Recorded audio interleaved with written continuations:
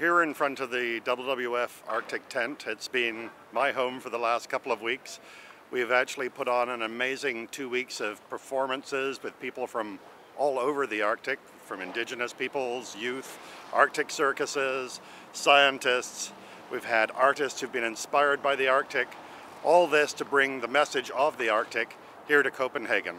We thought it was important to bring the Arctic here to Copenhagen so that people here, the local people and the delegates alike, could all understand what's actually happening in the Arctic, that the Arctic is warming twice as fast as the rest of the world. And if we allow this to happen, then it's going to be catastrophic not just for the Arctic, but for the rest of the world too, because the Arctic has these effects on the whole world's climate as the gases from the Arctic off-gas as it warms up, as the Greenland ice sheet melts and the water levels rise. So we thought it was really crucial that people understand there is an urgent climate signal coming from the Arctic, and they had better listen. Inside here is a big bronze skeleton.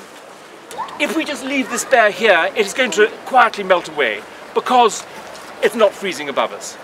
Our vulnerable ecosystems are subject to intense warming, not only causing sea ice to melt, but also releasing significant amounts of greenhouse gas from permafrost thaw.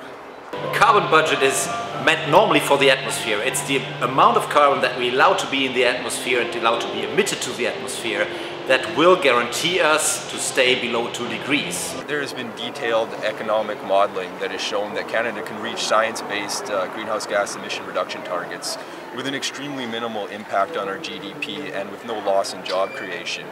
So you have Indigenous people in Canada whose cultures are being lost because of climate change. You have Indigenous people around the world whose cultures are being lost and in fact who are dying in many cases because of climate change.